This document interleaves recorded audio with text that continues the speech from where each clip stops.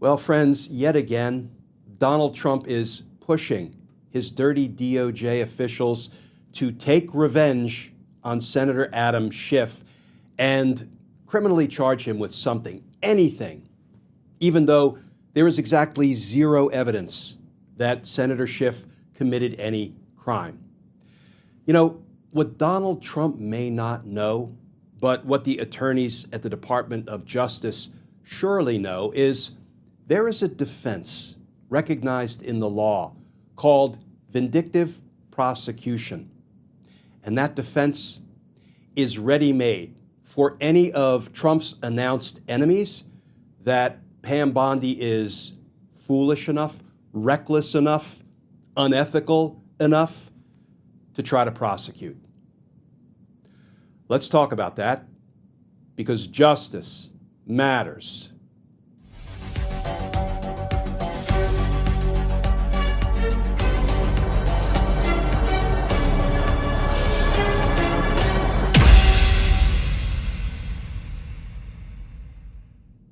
Hey all, Glenn Kirshner here. So friends, Donald Trump is forever promising that he's going to prosecute his enemies. For, going on 10 years now? He's been threatening to do what? Lock her up, right?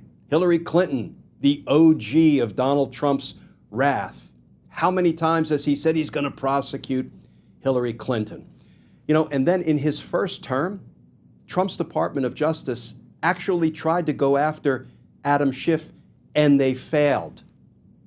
You know, why do they never actually prosecute people Donald Trump has been railing against for years? Well, first and foremost, it's really tough to successfully prosecute people who have committed no crimes. And second, it might be because of this rarely used defense in the criminal law called vindictive prosecution. But before we turn to the legal doctrine of vindictive prosecution, let's start with the new reporting. This from CNN. Headline: Trump uses FBI and Justice Department to escalate his long-standing feud with Adam Schiff. And that article begins, in the first Trump administration, then Representative Adam Schiff led the House's investigations into Donald Trump, first as the top Democrat on the Intelligence Committee's probe into Russian election interference, and then as the lead investigator of the withholding of Ukraine aid that led to the president's first impeachment. When Trump was out of office, Schiff was a member of the House committee that investigated his attempts to overturn the 2020 election and the January 6th, 2021 attack on the U.S. Capitol. Now, with Trump back in the White House and Schiff in the Senate, the president is using the full force of the federal government to try to turn the tables on his longtime nemesis. Last week, FBI Director Kash Patel declassified and released internal FBI interview notes from a former House Intelligence Committee staffer who first accused Schiff in 2017 of directing illegal leaks of classified information about Trump and Russia.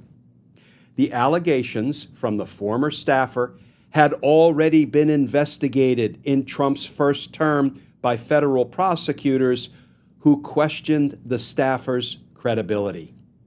But that didn't stop Trump from using the claims as a basis to call on Attorney General Pam Bondi to investigate the California Democrat. This quote from a revenge-fueled Donald Trump, my editorial edition. Quote, I'm looking at Pam because I hope something's going to be done about it, Trump said while speaking at the Kennedy Center on Wednesday. Quote, it was a hoax created by the Democrats, but in particular, Schiff, Crooked Hillary, the whole group, close quote. And last month, the director of the Federal Housing Finance Agency, a Trump ally, referred Schiff to the Justice Department over allegations of mortgage fraud. Schiff's lawyers blasted media reports of a grand jury investigation, calling the claims transparently false, stale, and long debunked. The attacks on Schiff are the latest example of how Trump and his government have carried out a campaign of retribution against a wide swath of the president's perceived political enemies, ranging from former Trump officials to members of Congress to the prosecutors who brought cases against Trump while he was out of office. Okay, friends, let's talk for just a few minutes about the legal defense of vindictive prosecution. And the good news is, you don't see it raised all that often. Why? Well, I would like to think, as a former career prosecutor, that prosecutors don't decide to go after somebody because they have, a strong personal animus, dislike, hatred, or because they're seeking revenge against a particular person. If for some reason I don't like my neighbor, so I say, you know what? I'm going to gin up some criminal charges and I'm going to prosecute them because I really don't like them personally. That would give rise to what may be a successful vindictive prosecution claim, and my neighbor could get the indictment dismissed based on vindictive prosecution. Essentially, if a defendant can show that he or she was prosecuted due to, the personal animosity of the prosecutor, or because the prosecutor is seeking revenge. And now when I say the prosecutor, Donald Trump has seized control of the Department of Justice and is directing his Attorney General, Pam Bondi, do this, do that, do this, do that. So he, in substance, is the prosecutor. He's directing Pam Bondi to go after his enemies. And does Donald Trump have a personal animus toward Adam Schiff? Is Donald Trump seeking revenge against Adam Schiff for, I suppose, the fact that Adam Schiff, in his capacity as a legislator, a member of Congress, was involved in investigating the suspected crimes of Donald Trump and his administration. And Adam Schiff was one of the impeachment managers, which is sort of what we call the prosecutors, the people who pursue impeachment and then removal at the impeachment trial. He was one of the prosecutors in substance who presented the evidence, the case against Donald Trump for committing high crimes and misdemeanors. So does Donald Trump have a personal animus? Is he seeking revenge against Adam Schiff? Oh, you bet he is.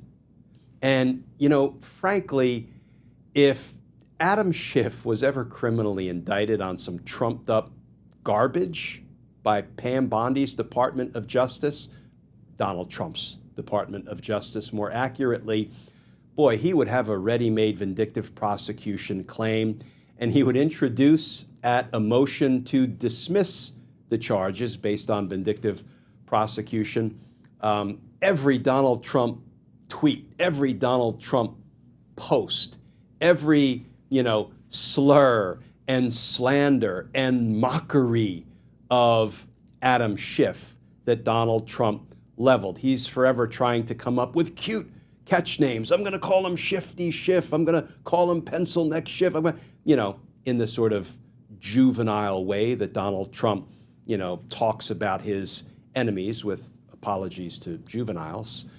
So yes, Adam Schiff would have a ready-made and compelling vindictive prosecution case. Now here's a little bit of a twist. I don't mean to turn this into a Team Justice law school class, but in the more traditional vindictive prosecution defenses, what will happen is the prosecutor will retaliate against a defendant for exercising a legal right. What do I mean by that? Well, maybe a defendant is trying to choose between a bench trial, that is, a trial where the judge makes the decision guilty or not guilty. It's called the judge sitting as the finder of fact, or a jury trial where the jury will make the decision about whether the defendant committed the crimes or not. And I can tell you from my experience, jury trials are much more cumbersome. They take a much longer time. They're much more rigorous in many ways, for the prosecutor in particular, also for the defense attorney, than a bench trial, a judge alone trial. And so sometimes prosecutors will try to urge the defendant to waive his or her right to a jury and let the judge be the finder of fact. And if a defendant says, no, I'm going to exercise my legal right to a jury trial, and the prosecutor says, oh, really? Well, then I'm going to heap some more charges on you. That is kind of the more typical vindictive prosecution scenario, when a prosecutor retaliates for a defendant exercising a legal right. Another time we sometimes see a vindictive prosecution claim made is when a defendant is convicted at trial, he's sentenced, and the defendant says, I'm going to appeal my case, and the prosecutor says, oh, if you appeal, I'm going to charge you with some new crimes. That's another scenario where there may be a successful vindictive prosecution claim made because the prosecutor is trying to punish the defendant for exercising a legal right. So going after Adam Schiff for doing really what his legal responsibility is, acting as a legislator, investigating suspected crimes by the executive branch, which he is, empowered to do, I would say obligated to do under our constitutional construct. That's one of the important functions of Congress that the present Republicans in Congress have abandoned altogether. Serving as an impeachment manager at Donald Trump's impeachment trial is another legal duty, obligation that he undertook as a legislator, as a member of Congress. So if he's retaliated against for those acts, if Donald Trump is seeking revenge because Adam Schiff tried to hold him accountable, even though that is a little bit out of the mainstream of vindictive prosecution defenses that we ordinarily see, I suspect it would be a strong and probably a winning vindictive prosecution claim that would result in the case being dismissed against Adam Schiff. So friends, let's finish with this. It's not just Donald Trump's revenge-fueled tweets and posts and name-calling of Adam Schiff that would make for a winning vindictive prosecution claim. There's also a compelling piece of evidence of vindictive prosecution in the reporting that we were just looking at together. And it involved when Donald Trump, in his first term, had his DOJ, his federal prosecutors, look into allegations involving, alleged Schiff misconduct based on some staffer coming forward and claiming Adam Schiff was involved in leaking some information. And here is the reporting on that. The allegations from the former staffer had already been investigated in Trump's first term by federal prosecutors who questioned the staffer's credibility, and obviously charges were never brought. The claim was debunked, but that didn't stop Trump from using the claims as a basis to call on Attorney General Pam Bondi to investigate the California Democrat. Friends, you don't need to be an experienced prosecutor or criminal defense attorney to recognize the importance of that kind of evidence. During Donald Trump's first term, he tried to use this staffer's claim to get after Adam Schiff, and Donald Trump's DOJ said, nope, we questioned the credibility of it, and no charges were brought. Donald Trump says, I don't care. Let's dredge up that old debunked claim, and I'm going to push it to Pam Bondi as part of my insistence that, revenge be sought against Adam Schiff. That feels pretty vindictive-ish, no? And that, friends, is one of the many reasons that I strongly suspect there will be no criminal indictment of Adam Schiff for anything, or frankly, any of Donald Trump's enemies that he's been railing against for years. Because justice matters. Friends, as always, please stay safe, please stay tuned, and I look forward to talking with you all again tomorrow.